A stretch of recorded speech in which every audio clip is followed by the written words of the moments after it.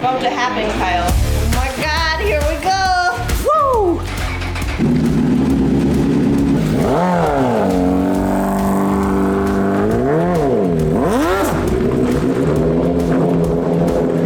Oh my God.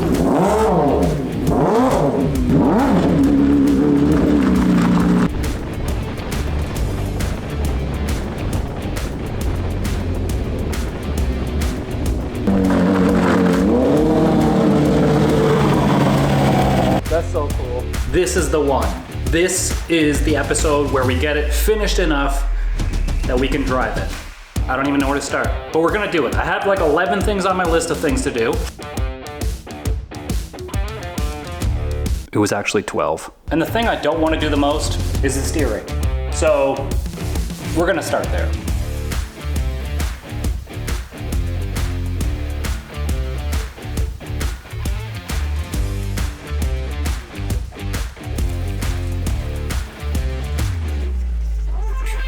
Love it.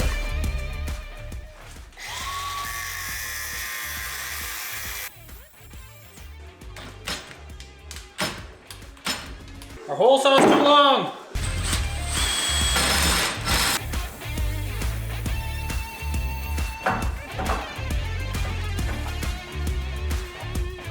Too long. There we go. Over the course of this build, my knowledge and skills have expanded exponentially. And as I have learned about more things like camber, caster, scrub radius, Ackerman, etc., I've also learned, and probably most importantly, that I haven't built a great car. In fact, if it wasn't for the series, I probably would have rebuilt this thing already. What I'm really trying to say is the only spot I can put the steering rack is actually in a really bad position. And despite my major urge to redo the entire front end, we're just gonna mount the steering rack with a plate and start thinking towards the future. It's not gonna be right away, but I will build another Formula car. And it's undoubtedly gonna be way better than this one. And I'd really love to do a lot more pre-planning with the next chassis so I don't run into problems like this. Utilizing programs like Fusion 360 where I can design things and see a concept before just welding two tubes together. Or reaching out and collaborating with the many fans of this channel who love nerding out on all the technologies behind the scenes. So if anyone who has experience with CAD or designing chassis with all the fancy stress testing programs that are out there, please reach out to me on Instagram. At the very least, I would just love to talk about ideas. Scrap that idea. We're gonna do a big spacer with a 1/2 inch bolt. This heim joint is actually 5/8, but there's actually like a little sleeve in there that reduces it down to 1/2 inch. Then on the inboard side of the suspension, we do have some of these smaller 3/8 bolt hole heim joints that also fit in the 1 inch pipe. So that's what we use inboard in the front. Gotta make it simple. I've already screwed up the geometry of the front suspension because I didn't pre-plan it ahead of time. So the rack is basically in the only place that I can make it fit. So the geometry, we're just gonna have to deal with it for now. Eventually we can redo the whole front end, but getting it running, driving, priority number one.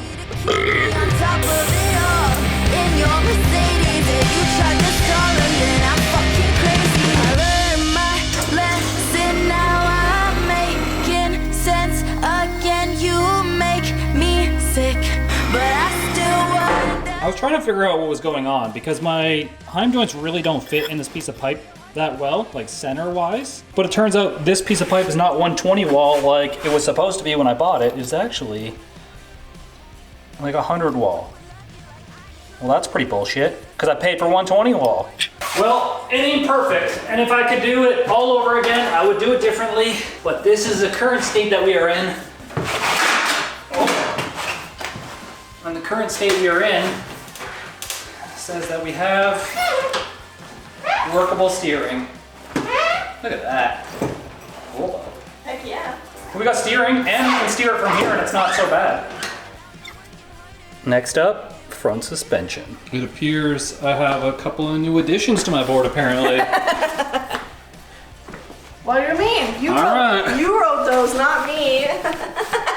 Front suspension next. And what that means is that everything in the front suspension really isn't bolted up completely here. You can see we've got some makeshift spacers here and then no spacers in the bottom.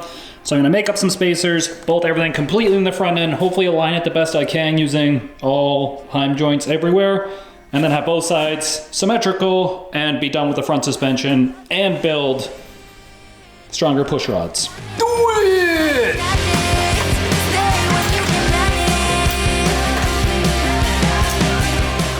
Okay, so you can already tell the bump steer is gonna be insane in this cart for one reason. We lifted it up, so we unloaded the suspension, and now both wheels are actually tipped in this way. It's just an inherent flaw with where I put the steering rack and where I can and cannot put the steering rack. So if I redesign the front suspension, then I could eliminate the bump steer, but because I have to put the rack in only one spot and I can't make the lengths longer and I can't make this bar parallel between these two bars, or it just is what it is right now. But the fact that you can just see the toe in from this angle right here just proves how bad the geometry is. Don't care, just want to drive it.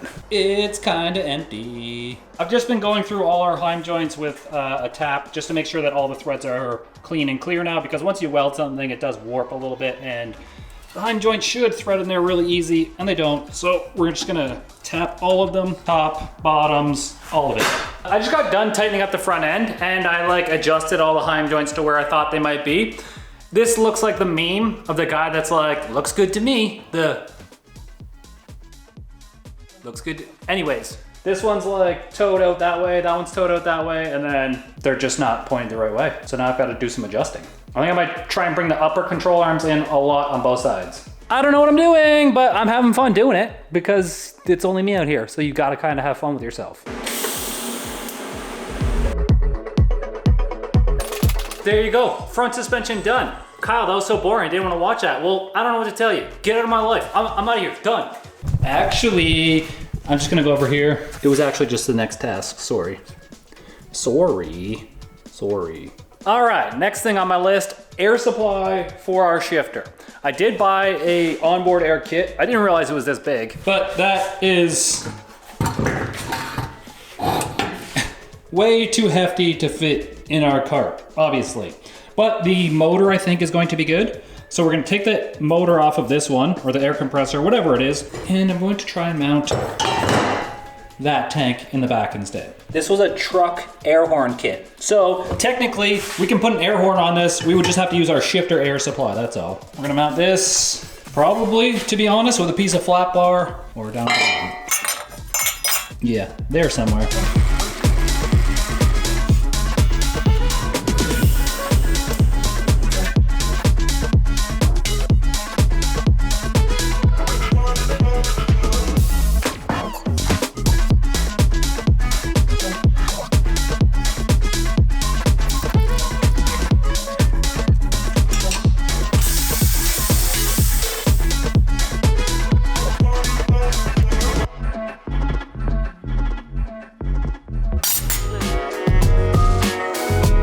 This piece is going to fit right in. Compressor mounted, and then I also moved our air tank. It just seems to fit a lot better here if we can go from the compressor to the air tank over to the air shifter. So I moved it from the back despite, you know, spending all that time building them out down there, but everything's tucked away. Overall weight shouldn't be too much. Compressor doesn't weigh that much, the tank doesn't weigh that much, and then the air shifter doesn't weigh that much. So maybe 5 pounds we added with our air shifter setup. Hello? Kyle asked me to fill in all his seams, so I'm melting all of his hard work 3D printed stuff together. I don't know what I'm doing. We've basically got to smooth the backside of the seat all the way down, put some body filler on it, make it smooth to make a mold. That. That. Exactly what Kyle just said. Look at her laying dimes though. Damn. You like that? I'm gonna smooth it You over. a beaver? Cause damn. This was our original ram. This is the ram I'm going to mount. It is slightly shorter, so the stroke is slightly shorter, but it also is bigger in diameter. So we're gonna need less air pressure PSI wise to push this to make the same amount of strength.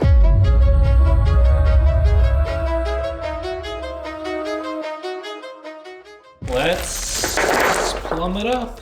I'm gonna try something a little bit different than I normally do, but we're gonna plumb the MAC valve straight into here with just a MPT union.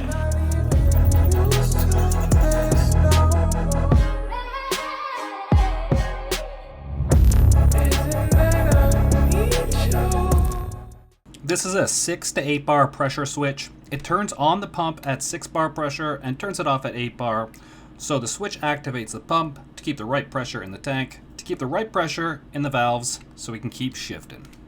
In order to work our piece. I know there's a lot of aftermarket systems on the market that would do everything that I want this system to do right here, including more. They could blip the RPM so it doesn't do that and you don't have to use a clutch, etc., etc. But if I'm just gonna buy everything, I might as well have bought just a full Formula 3 car. I think the point of the project is to do as much as we can with what we have and expand on the knowledge we know and build most of everything that we can. If there was no other option and there was only a buyable option, then sure, we could buy that. The same thing with the engine. I'm not gonna go out and I'm not gonna build an engine, but that was buildable, and I think the route that we took was the correct route. So I kind of have to cut it to length inside the steering wheel here and then solder it while the plug is in here, because I didn't account for this having to screw in from the backside for this side. Anyways, it's gonna work. You just have to be kind of precise with how the length of the wires, and then you also have to solder it while it's deep down in here. But it's gonna work. And this is still like the test print steering wheel, so we're just doing this for mock-up. Just a little vibe sesh. That's what my life is about, just vibe sessions. No stress, don't need to finish this tomorrow. I just need to come out here and vibe and enjoy it. Enjoy the experience, because if I just keep like pushing, then I'm just gonna burn out and hate what I do. But right now, I love it. Been doing it for 6 years. Yeah, that was a nightmare to wire. Don't recommend. The second part is now we have to wire up this little backside connector on the back of this one. And I'm gonna use one of these cheap little cables right here. And the reason for using this thing is that it will just kind of slip over this piece. And then when you turn the wheel now, the cable won't like bind up. So 4-pin trailer connector, and that's what we're gonna use. Literally just take it like this and just yeet. I've honestly never used this kind of connector before, so I'm probably just gonna solder these like straight to this piece. There's gotta be a better way. If I would've just like pushed these straight through and then just put a connector on the backside, like a Deutsch connector, that would've worked too, 100%. Maybe next time. I don't know, something like this. I don't know that much about wiring, but that's okay because you can't know everything about everything, and that's quite all right. So I'm just gonna attempt to solder it, even though I'm not good at wiring. I would rather crimp things together. That's how I normally would do it. Steering wheel's on there. I put this little coil in here, it's just like a trailer plug, but now I can turn the wheel and it won't bind up. And then it's also removable from down here, so you can unplug it. And there's also a secondary plug right there. The lines go all the way to the back and controls the solenoid. I'm just waiting on my dash to print now because the dash has provisions for our key. And then I also have to mount this piece. And then once we have the dash mounted and the key in place, we'll put power to everything and we'll test out our air shifter. We'll just like jack up the back, test it out. Now we just need a place for this battery. The battery weighs a significant amount, whatever that weighs. I don't want to put it behind the driver at all because there's already so much weight there and not enough weight here that there's gonna be a lot of front end slip. So I'm thinking about putting the floor in. I just welded some tabs. You can see one right there, one right there. Put a flat floor right there out of thinner aluminum, and then put the battery on top of the floor underneath like this part of your legs. So it'll be on the floor underneath your knees. I've seen it done like that in the Formula Renault, and I think I'm gonna steal that idea because I want more weight to be forward, especially something as significant as the battery weight-wise. It's probably 15 pounds, 10 pounds, 15 pounds. I want it more towards the front. So we're gonna put it towards the front. Gotta build a flat floor. I've already put the tabs in, and then mount that. I might 3D print something that the battery slides into, because I like that idea better.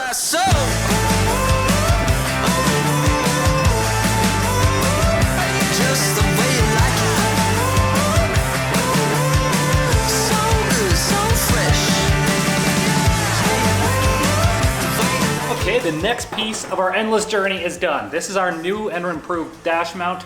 This is gonna mount basically like that.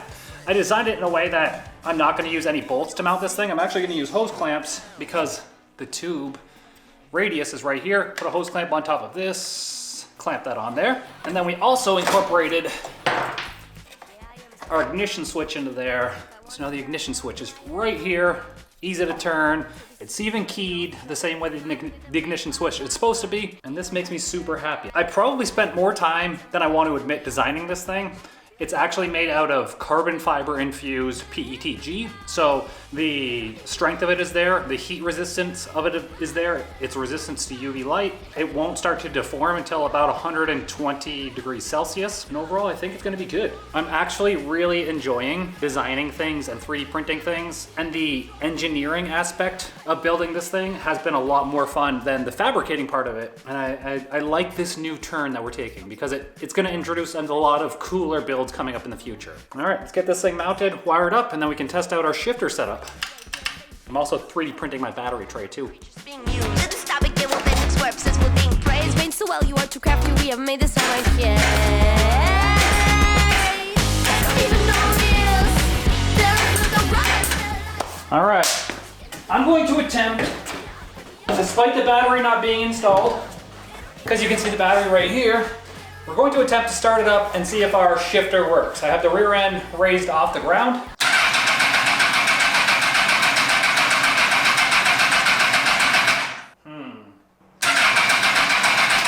No fuel pump. I bypassed the engine fuel pump stuff because for whatever reasons it's not starting up, but it should fire up right now, and the clutch should work actually.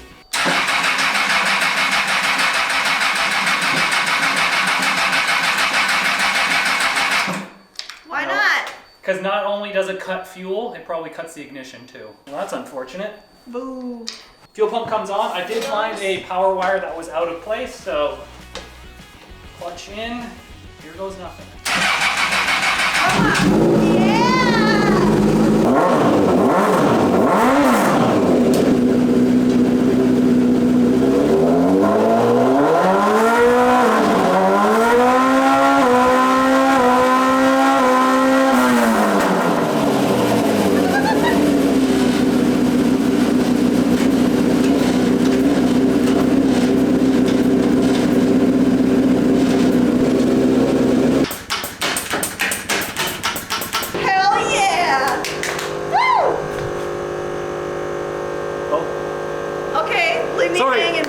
My phone was still acting up, that's all. Battery isn't on there yet, the floor isn't on there yet, and we don't have a throttle set up, but the clutch is done, and then clearly the shifter works too, so we need to put the battery in it, put the floor in it. A seat maybe? A seat. And a seatbelt. And a seatbelt, and then go drive it. Hell yeah, let's fucking go. Are you excited? I'm super stoked about that. Hell yeah. Woo!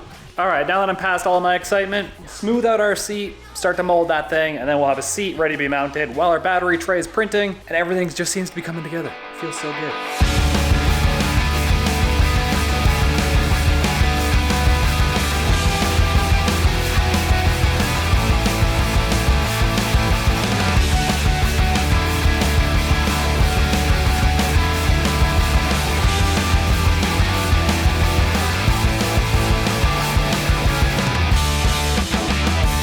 Yeah.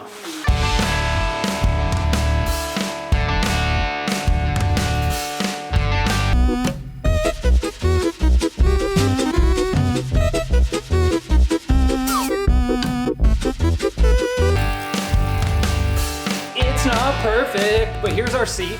This is a sacrificial mold, so if I do ruin it, I don't really care. I drilled a couple of holes in it so that when we do fiberglass over everything, hopefully we can put some compressed air on the backside to help release the mold. Because of how porous this is and how imperfect it is, I think I'm just gonna tape over it and then mold over that, over the tape. Yeah, this was a good learning experience, especially if you wanna do like a full-sized one for our cart for the body.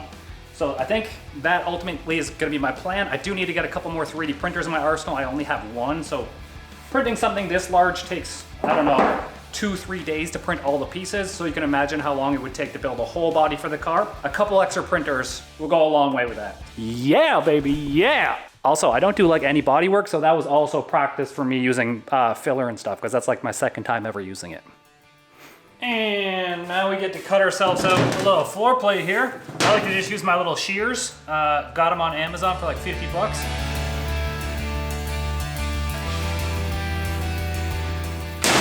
Jeez. And this bad boy just fits in here. Close enough. Bolt that down. Dang, floor's almost as cool as me.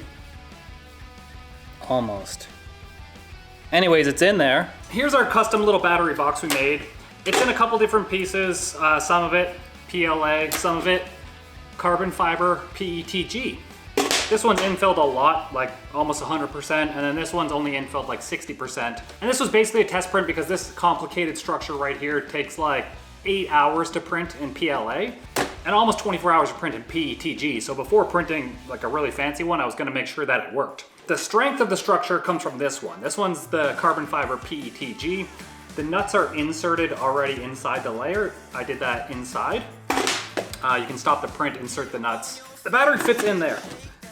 That's mainly what's gonna hold the battery. It can't slide any which way except maybe outwards this way.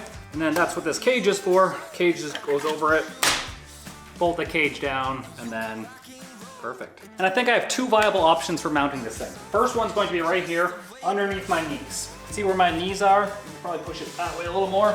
And it would never affect me there. And the second location would be somewhere in this area, behind where the nose and the front wing would go. And the main reason for wanting to pick here over where it was up there, I think we're going to run into an issue where the front tires are gonna slip between not having a differential in the back, so both tires will slip, and then not having enough weight on the front wheels. I think we're gonna be pushing through the front tires. So if I can take that 10, 15 pounds, whatever that battery is, and put it way up here on the nose, I think that'll help balance the car a little bit more and give us a little more front grip. So that's why I'm leaning towards this area right here.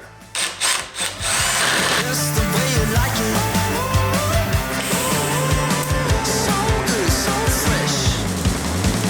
Yeah, you like it the way you like it. Oh, yeah, you like it the way you like it now. Yeah, you like it. I should be able to just clamp this on here and use this as a template for our holes.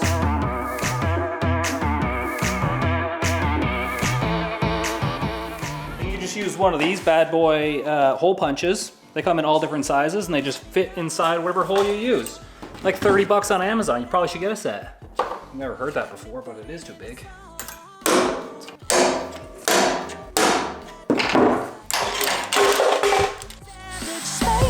Out of sync and out of tune, a frequency I can't undo. Please listen Cool. close. You know what? That's pretty friggin' solid in there. And then we put the battery in. The cart is actually tipped forward a little bit, so the front isn't level right now. Oh, that's so cool. Still needs more screws in it, but there it is. So most of the force is actually in the backing plate because it sits in the battery tray. And I might actually extend that backing plate out further to hold more of the battery. But version 1 for the test drive, good to go. All right, time to get out of our seat. It's getting late out. You can see that it's dark, completely dark outside now. Let's do the seat. Get some fiberglass on that, and then tomorrow we can start mounting the seat or put more fiberglass on it. Fiberglass! Fiberglass. It's kind of like fiberglass, but just like Canadian. This is like my second time working with fiberglass. I've got no idea what I'm doing, but I'm about to do it.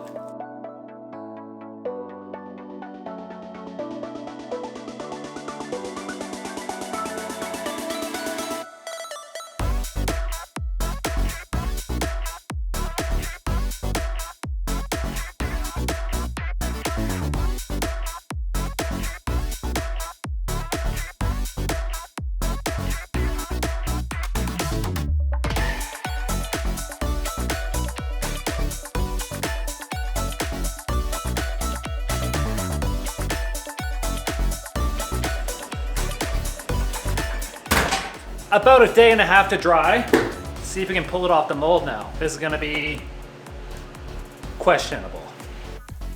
Just gonna put some air in the mold, see if it does anything.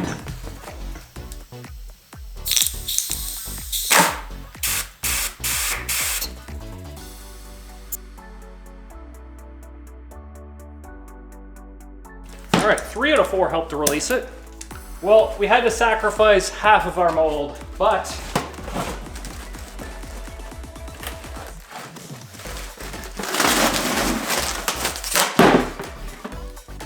we molded a thing.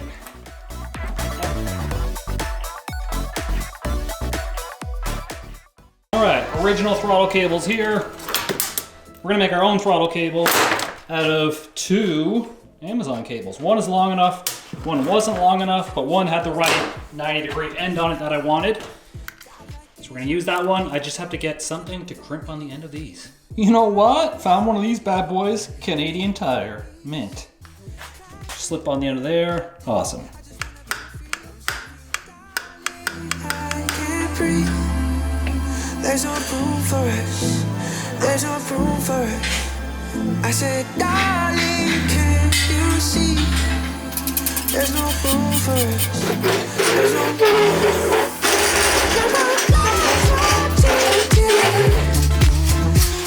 About to happen, Kyle. Oh my God, here we go. Such a cool moment about to happen. Now it's not completely done.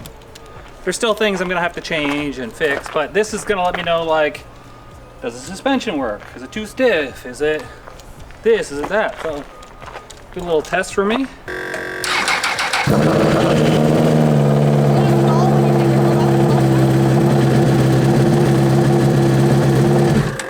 Heck yeah.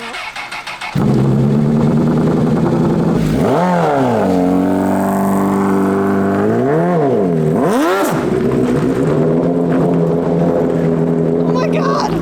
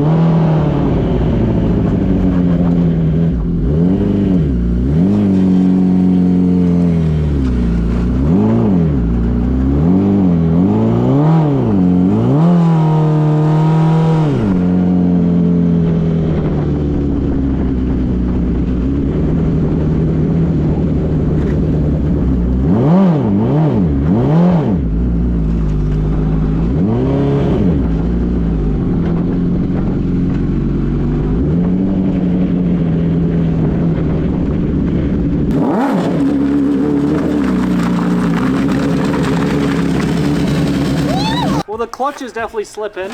Oh, is it? Yeah. The turning radius sucks like all the ass. I mean, I could tell the way you kind of curved away. Yeah. Brakes are still a little bit spongy.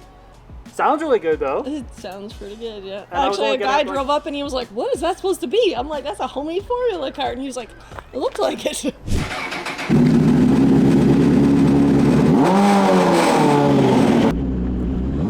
Now, despite the clutch slipping a little bit, it's still a great opportunity to make sure that all systems are go, that there's nothing like really wonky with the car. The chassis actually felt really great. I started carving it down this back alley thinking that the front tires would just kind of push through because there wasn't enough weight or grip on the front. But it turns out, even with the straight axle in the rear, that the front grips up pretty well. I'm actually really looking forward to taking this out on the track. And I know it's not going to be perfect, but it feels like it's gonna be okay. So here's just a few moments with me just genuinely enjoying this car. I had the biggest smile on my face driving this thing, and the potential behind the build is definitely there.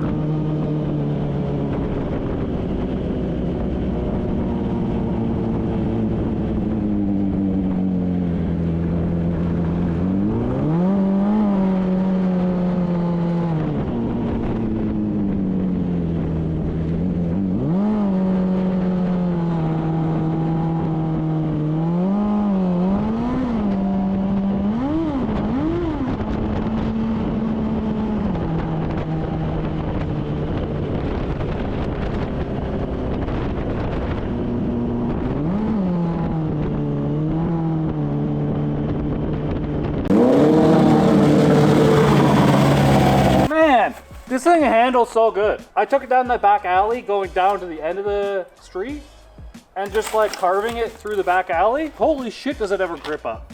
Yeah? Yeah, that's so cool. Now I gotta go get rid of this raging boner.